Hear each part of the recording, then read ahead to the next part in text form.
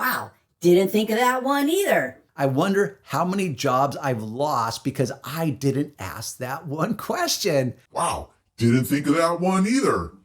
I suspect that if you are operating your own mobile detailing business, you'd prefer to be more profitable versus less profitable. I'm of the opinion that your profitability begins with the first phone call that you have with any potential customer. And this has to go into asking the right questions. Now, I've spoken about this in the past, which is there's good questions and then there's better questions.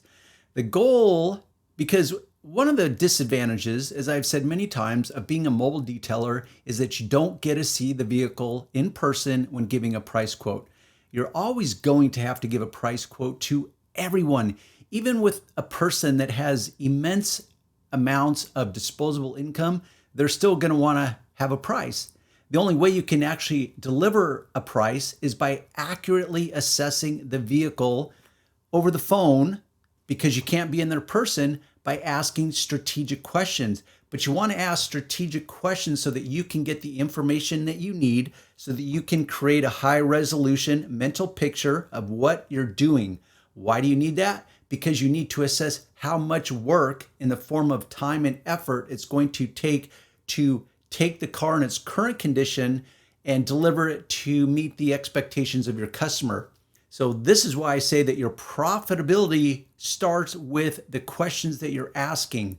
So for example, Lustrious Auto Spa, which is located in Victorville, California, which is about an hour and 45 minutes northeast of where I live. Actually, east matters not. Anyhow, he responded to one of my videos on, I think it was Instagram, and asked, "Hey, Darren, what are some of the questions that you ask?" Because I have approximately 12 questions that I will ask virtually every customer because I know I want to be increasingly more profitable. Therefore, I'm always figuring out ways to ask questions that are strategic in design so that I can get the most important information that I need as a detailer by doing so by asking the least amount of questions, because it is a balancing act.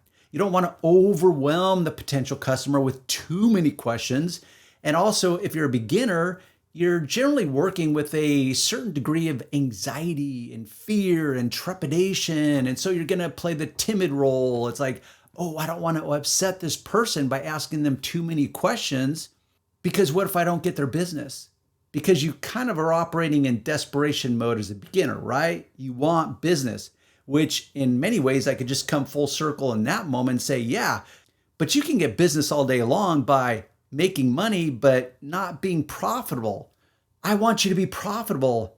Ergo, this has to do with asking better questions. So one of the questions that I ask, which if you're a total beginner, will seem probably perplexing to you, and that is this.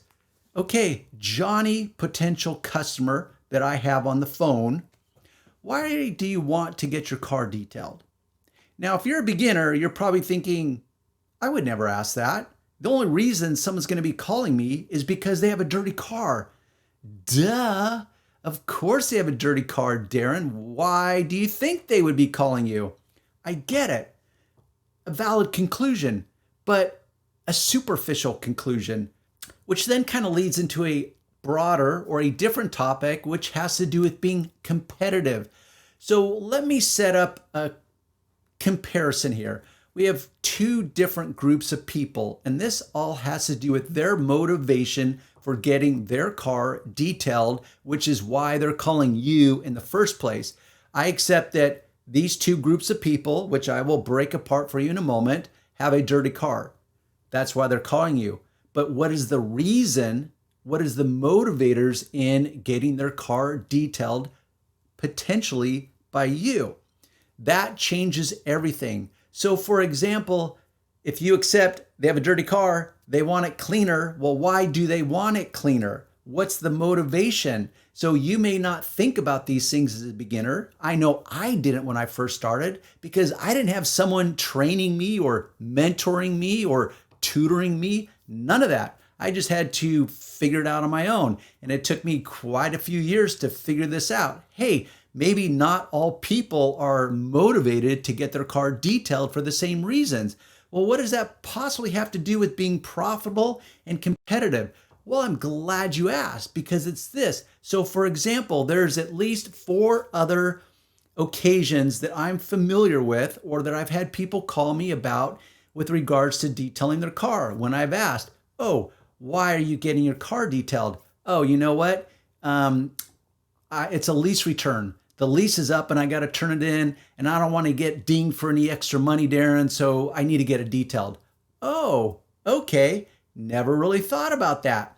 Oh, you know what, Darren? I'm selling my car. I want to get the most money for my car. Therefore, I figured I should put some curb appeal back into it.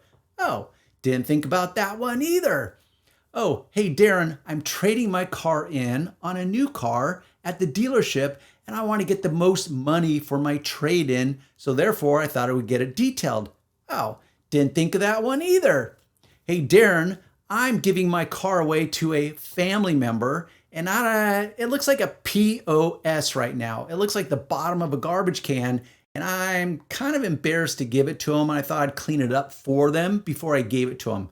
Wow, didn't think of that one either. And I think, if I'm counting correctly, that's 5 different other reasons, rather than, you know what, Darren, my car's just dirty.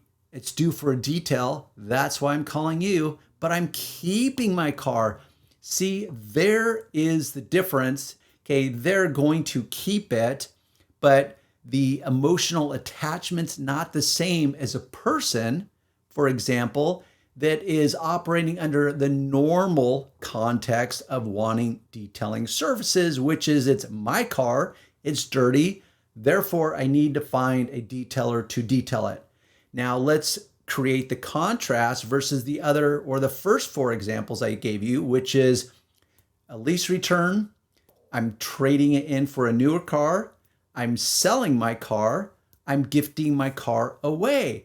So this is where it has to do with being competitive. So if you start asking the normal questions, which I would call just the good questions versus better questions, you're going to go through a series of questions of like, oh, what kind of car do you got? What year is it? What's the paint color on it? Questions like that. Good questions, but not better questions.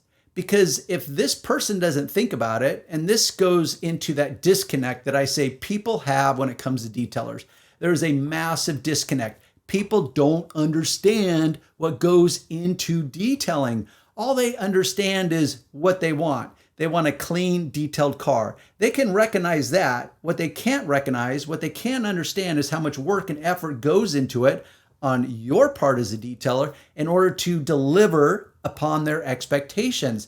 That's the massive disconnect. Therefore, people will oversimplify it, and not every person that calls you is going to say, hey, you know what? I don't want to spend a lot of money, Darren. I just want to spend enough money so that my car is clean enough so that I can trade it in, lease return it, sell it, or give it away.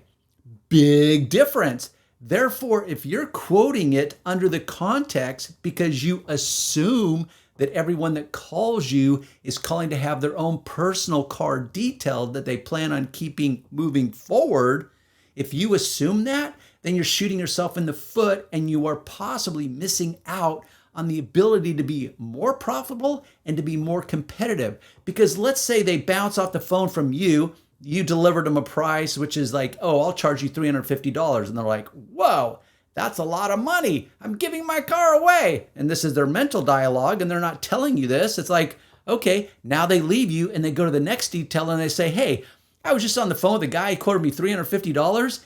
I don't need to spend that much money. I'm giving my car away, or I'm trading it in, or it's a lease return, or fill in the blank. And now that detailer has the information that you didn't know to get from this customer. And now guess what? They deliver a price of like, oh, I can do that for $200. Guess who gets the job? Well, I know who's not getting the job, and that's you, because you didn't ask a more strategic question, because you operated under assumptions. Don't do that. This is why I say your profitability starts at your asking the right questions and more precisely asking better questions. So I hope you've learned something. Ask a better question. And I've just told you one of my better questions, which is, why are you getting your car detailed? Why do you want to get your car detailed? Now, yes, after decades of experience, I've had a few people kind of answer me with their righteous indignation and say, 'cause it's dirty? It's like, yeah, I get that. It's dirty, but why do you want to have me clean up that dirt? Oh, well, because I'm trying to sell it. Or, oh, because I'm passing it down to my offspring, my daughter. I'm going to give it to her and it's kind of dirty. I thought I'd clean it up for her as a little extra gift because I'm giving her my car. Vastly different, because the expectations are going to be vastly different. Once again, I don't want to spend a ton of money, Darren. I just want to spend enough money so I can clean it up enough to meet the demands of my goals. Okay, in 3,123 words or less, I hope you have learned something, and I hope that maybe there's someone else that you think might learn something from this video. You might be part of a group on Facebook, a detailers group, or maybe Instagram. I don't care where, but share it, pass it along. I'm trying to help you. Maybe you can help them. And if nothing else, give it a thumbs up. But what I would love to know, if you are a beginner or maybe even a non-beginner and you still have 5 years under your belt and you're not asking this question and you just hope that this information reveals itself while you're talking to the person, the potential customer on the phone. And now you realize, oh my gosh, I've never asked that question. I just assumed they're calling me because they have a dirty car and they just want it detailed like every other person with a dirty car. And in fact, I wonder how many jobs I've lost because I didn't ask that one question. I know that's what went through my head the moment I started connecting dots, which is, wait, not everyone that calls me is operating under the same motivation. Okay, I will leave you there. I will see you in the next video.